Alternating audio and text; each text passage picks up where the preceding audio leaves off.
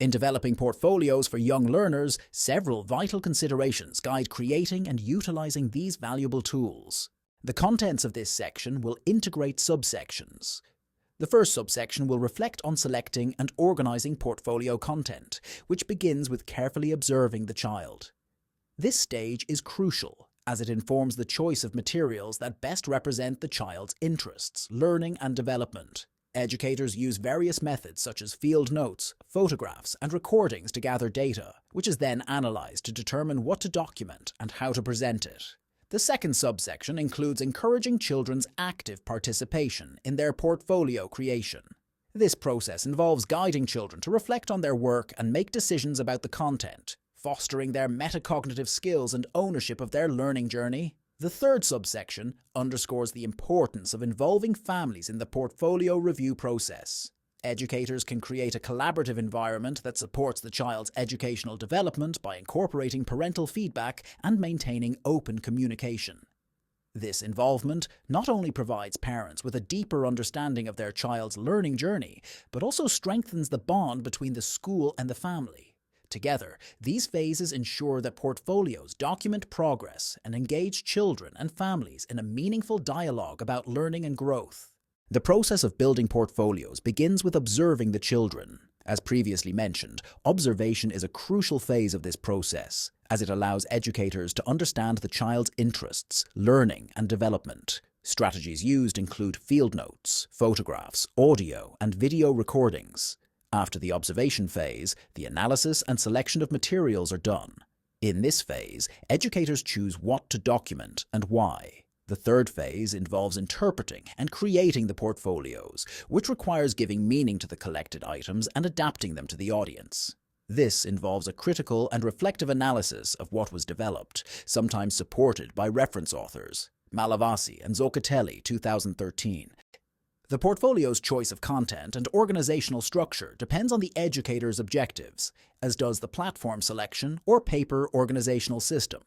Thus, it is essential to address 5 crucial phases in the portfolio creation process. 1. Define the context and objectives of the portfolio. 2. Define the purpose of the working portfolio. 3. Define the purpose of the reflective portfolio. 4. Define the connection to the portfolio. 5. Define the portfolio presentation. Barrett, 2011. The variety of items that can be included in a portfolio is vast and diverse, providing a comprehensive view of the child's development. Examples of items that may comprise a portfolio include selected work samples. These can be chosen by the educator, the child, or the parents, accompanied by comments that show the child's evolution over time. Children's dictations capture the child's expressive language, revealing their feelings and reflections on their work and other situations. Writing samples. From initial drafts to early writing attempts, helping to understand the child's development in this area. Photographic records with comments. These provide a precise portrait of specific learning experiences or situations, allowing the child to describe and interpret the situation. Systematic and occasional observation records. Planned observations to assess development in specific areas and records of spontaneous situations deemed necessary to document. Summaries of portfolio analysis meetings and children's reflections. Ideas and syntheses from portfolio analysis meetings held with the educator, peers, and parents are documented. Audio and video recordings. These document moments that would be difficult to interpret solely through writing. Comments from children and educators about the work, reflections and observations made by children, educators and parents about various works and situations. Narrative reports, descriptive summaries detailing the child's individual development over a specific period. Shores and Grace, 2001. These items provide a holistic view of the child's progress, promoting a deeper understanding of their cognitive, emotional, and social development. When organizing a portfolio, it is essential to remember that each learning portfolio, although it may have a similar structure, should vary in content from child to child. Here are some elements that, in our opinion, could be included within a portfolio based on our interpretation of Shores and Grace, 2001. Identification. A portfolio should contain identification of the child, their family, friends, inside and outside the institution, and the professionals accompanying them, educators and assistants. This topic can involve families in enriching the information. It is also essential to allow children to share things about themselves.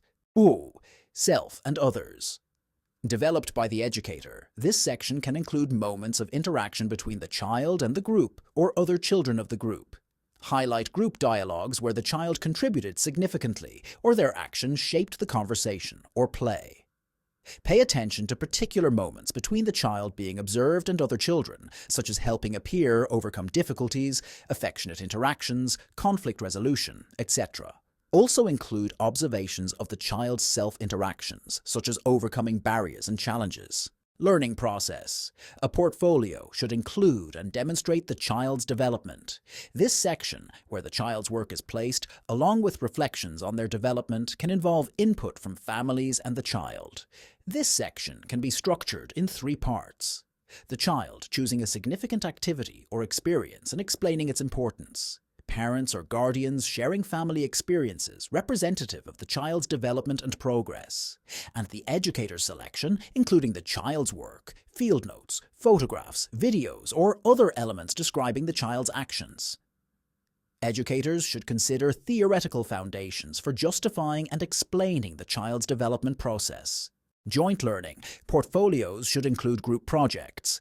This section should briefly and objectively describe these projects so readers, like parents and family members, can understand what was done. It should also include the educators' and children's justification of choices throughout the project to provide a comprehensive understanding of the process. Individual assessment, focus on personal projects. Highlight what the child does, followed by feedback on their development status, future needs, and interests. Always emphasize what the child is capable of doing, rather than their difficulties. In portfolios, creation is significant in encouraging children's participation. How should the educator do that? As Santos and Silva highlight in their portfolio discussion, the child is involved in metacognitive decisions when reviewing, comparing, and assigning value to records about their work and learning. This underscores the critical role of active reflection and self-assessment in a child's educational journey. One of the primary roles of early childhood educators in developing a child's portfolio extends beyond merely showcasing the child's developmental milestones. It also involves empowering the child to become an active participant in the creation of this evaluative document. By doing so, educators encourage children to engage deeply with their learning process, fostering a sense of ownership and agency. In line with this approach, educators should create opportunities for children to make decisions and choices about the content of their portfolios. This involvement helps to nurture the children's decision-making skills and encourages them to think critically about their learning experiences. It also allows the portfolios to serve as a reflective tool where children can articulate their thoughts, feelings, and understandings about their work. In practice, this means incorporating the child's voice and perspective into various sections, topics, or chapters of the portfolio. Educators must actively solicit the children's opinions regarding their learning processes, asking them to reflect on what they have done, what they think, and how they feel about their experiences. This can be facilitated through discussions, interviews, and reflective prompts, where children can express their preferences about what they want to include in their portfolios and provide justifications for their choices. This reflective process is essential in helping children develop metacognitive skills, which are crucial for lifelong learning. Educators must recognize and document each child's distinct characteristics and strengths, ensuring that the portfolio reflects the child's learning journey. The diversity of elements within the portfolio should mirror the child's interests, abilities, and the educational opportunities they have encountered. By focusing on the uniqueness of each child, educators can create portfolios that document developmental progress and honor the child's individuality and creativity. This approach aligns with the views of Policarpo, 2018, who emphasizes that the variety of elements in a portfolio should be tailored to the specific characteristics of the child and the educational opportunities provided to them. The child's portfolio should be a dynamic and reflective tool that captures the essence of the child's learning journey. It should involve the child in meaningful ways, allowing them to contribute actively to the documentation and assessment of their development. This participatory approach enhances the child's engagement and motivation and supports their growth as independent, reflective learners. The involvement of families in the portfolio review process is essential for creating an effective partnership between school and home.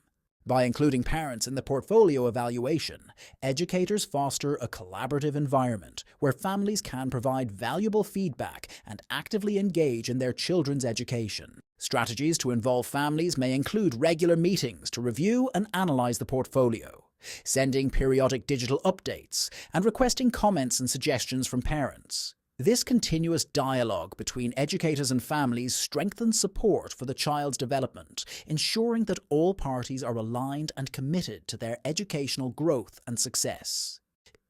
To maintain parent engagement in this process, it is crucial to consider the following aspects. Use clear and accessible language. Ensure that communication is straightforward and understandable. Actively listen and maintain an open and regular communication channel with families. Understand and respect diverse realities. Recognize and appreciate families' backgrounds and circumstances. Tailor communication and involvement strategies to meet these diverse needs. Promote a collaborative approach. Make families feel valued as educational partners. Encourage their active participation and input in their child's learning journey. Provide constructive feedback. Offer feedback, encouraging families to share their observations and suggestions regarding their child's development. This mutual exchange of insights can enhance the child's learning experience. Inform about available resources. Educate families about resources they can use to support their child's learning and development outside the educational institution. Guiding how to create a conducive learning environment at home is beneficial. Manage conflicts diplomatically. Handle any conflicts that arise with diplomacy and effectiveness. Aim for solutions, prioritizing the child's well-being and fostering a positive relationship between the school and home. Recognize family contributions. Acknowledge and value families' contributions to their child's portfolio and overall development.